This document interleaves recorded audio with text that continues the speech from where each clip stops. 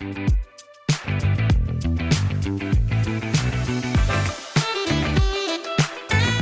K through 5th grade, we're so glad you're here today. We've got another amazing Bible story all about humility and how we can put others first. It's not always easy, but you and I can do this. So we're gonna learn more about that, but first, let's stand up to our feet and let's worship together.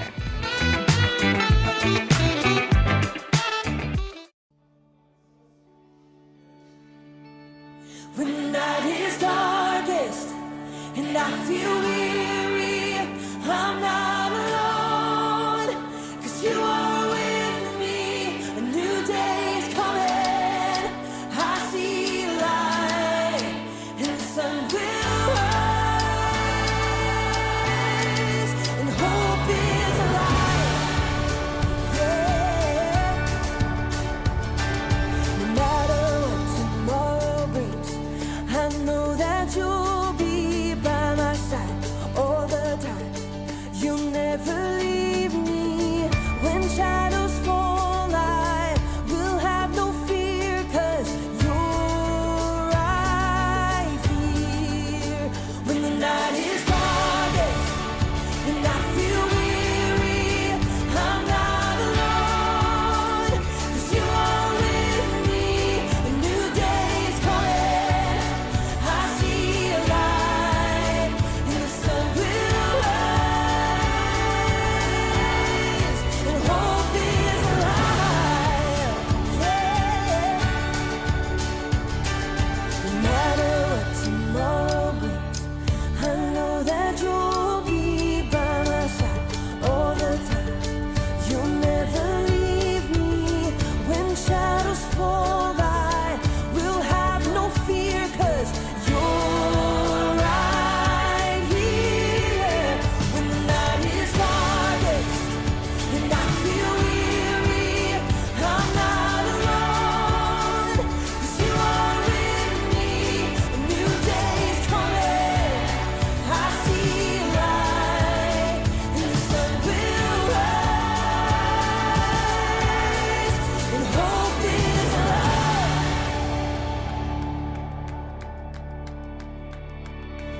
You are a light that makes a way when I am lost. You love with everything you have, no matter the cost.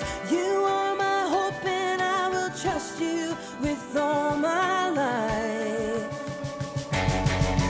You are a light that makes a way when I am lost. You love with everything you have, no matter the cost. You are my hope, and I will trust you with all my life. When the night is darkest and I feel weary, I'm not alone, 'cause you are with me. A new day is coming, I see a light. When the night is darkest and I feel weary, I'm not alone, 'cause you are with me. A new day is coming, I see a light, and the sun will rise, and hope is alive, yeah. Hope is alive.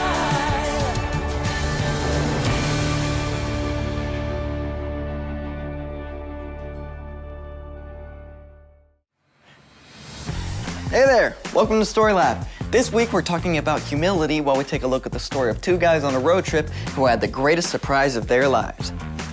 Ooh, spicy.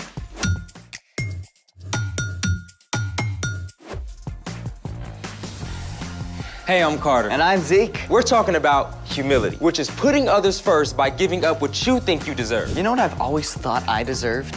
What? An invisibility cloak. What would you do with the invisibility cloak? I am so glad you asked. Wrapped in a secret sheath of invisibility, there's nothing I couldn't do. Like acquire extra cookies.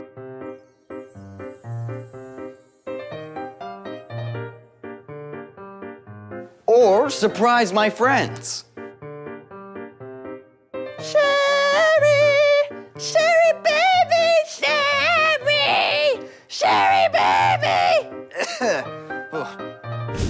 possibilities are endless.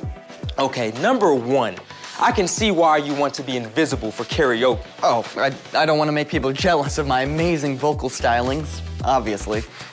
And number two, you will be happy to know that scientists are working on a real invisibility cloak. What? Yep, scientists have engineered a new class of materials called metamaterials that interact with lights in ways we've never seen before. A metamaterial cloaking device can hide an object by reflecting light around it. So, someone watching will simply see signals from images behind the object, as if it weren't there. A real-life invisibility cloak? Mind blown. Zeke, what are you doing? Ordering my invisibility cloak, of course. I hate to tell you this, Zeke, but I-N-V-I-S-I-B-I.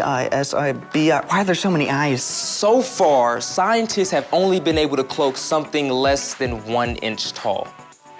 Oh. So I need a invisibility cloak and a shrink ray. Actually, I know a way we can make something disappear right here in this room. I've already been disappointed once today. No, really, it's super easy. Don't break my heart. This will work, honest. Well, then, let's make it. For this experiment, you need a large beaker, a small beaker, and some oil. Step 1, fill a large glass beaker about 3/4 of the way with oil. Step 2, take the small glass beaker and using tongs, push it all the way down into the oil.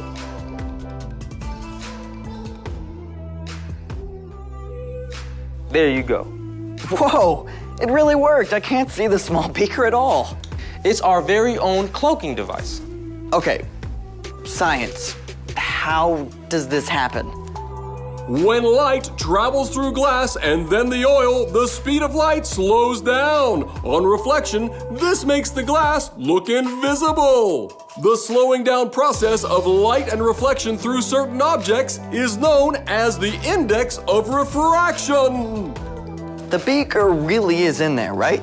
Yep.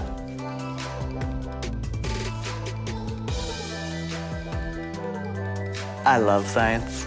Well, we're about to look at something else that wasn't what it appeared to be. It's time for... The story before the story. Today, we're in Luke, the 3rd book in the New Testament. Luke is one of the 4 Gospels, the books that tell the story of Jesus' life. But before Luke, in the very beginning, out of a deep, deep love, God made an amazing world. But when people turned away from God, the world was broken. God made a plan to draw people back into relationship. So at the right time, God's very own son, Jesus, came to live among us. When Jesus grew up, he traveled from town to town, teaching and healing. But the religious leaders made plans to get rid of him. Jesus was crucified on a cross and died. But early Sunday morning, Jesus returned to life. Lots of his friends saw him. Which is where our story starts. Take it away. Hey everyone, I'm Brian. On the very first Easter Sunday, things were a little wild and crazy for Jesus' followers. First, the tomb was empty. Then, some reported seeing angels. And finally, some said they saw Jesus, alive. For those who had not yet seen Jesus with their own eyes, it seemed too good to believe. One of these followers was a man named Cleopas. Sunday afternoon, Cleopas and a friend were walking from Jerusalem to the town of Emmaus, about 7 miles away. Luke, who wrote down this story, didn't tell us the name of the friend, so let's give him a name. How about, Micah. As they walked, Cleopas and Micah talked about everything that had happened in the last week, trying to understand. While they were deep in conversation, a man came up and started walking along with them. Spoiler alert, the man was Jesus. But God kept Cleopas and Micah from recognizing him. Jesus asked them, "What are you talking about as you walk along?" The 2 men stopped in their tracks. They just couldn't believe anybody could have missed all the action. Are you the only person visiting Jerusalem who doesn't know about the things that have happened there in the last few days? What things? About Jesus of Nazareth. he was a prophet. He was powerful in what he said and did in the sight of God and all the people. The chief priests and our rulers handed Jesus over to be sentenced to death. They nailed him to a cross. We had hoped that he was the one who was going to set Israel free. Yeah. Now it's 3 days since all this happened, and some of the women who followed Jesus have told us something crazy. Yeah, get this. Early this morning, they went to the tomb, but they didn't find his body. They came and told us they saw angels who said Jesus was alive. After that, some of our friends went to the tomb. They saw it was empty, just as the women had said. How long it takes you to believe all that the prophets said. Didn't the Messiah have to suffer these things and then receive his glory?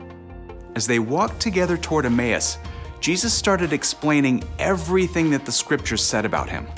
Now remember, these men did not have the New Testament. They had the laws that God had given to Moses and all the stories and prophecy written down in the Old Testament. Jesus went through it all, step by step, and explained God's plan. He told them how it was predicted all through Scripture that the Messiah, Jesus, would come to save God's people, and that he would have to die and return to life. Cleopas and Micah were completely floored by what Jesus said. When they reached Emmaus, it looked like Jesus was about to keep going, but they didn't want the conversation to end. Stay with us. It's evening. The day is almost over. So Jesus went into the place where they were staying and sat down to dinner with them. He picked up the bread. Thank you for giving us our daily bread. As Jesus broke the loaf of bread and handed it to Cleopas and Micah, their eyes were opened.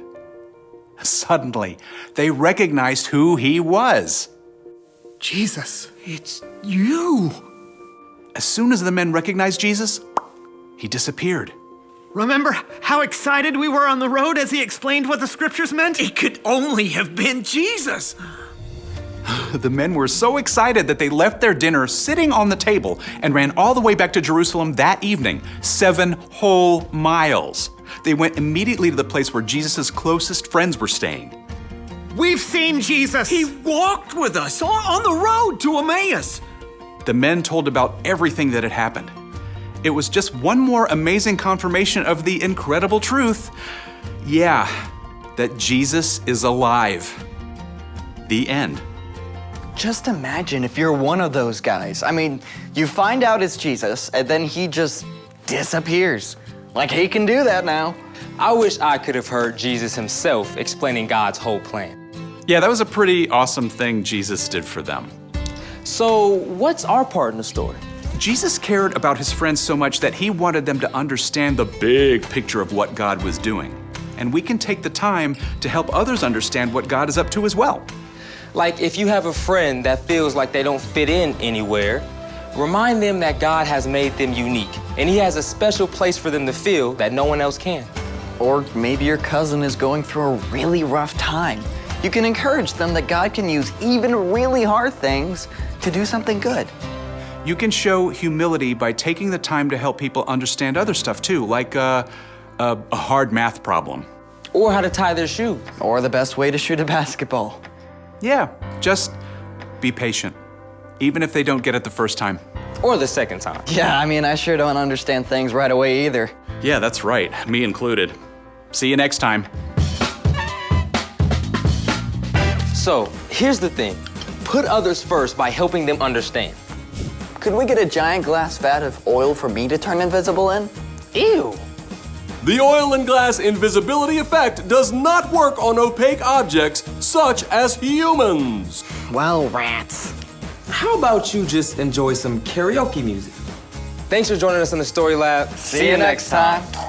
Fly me to the moon. Let me play among the stars.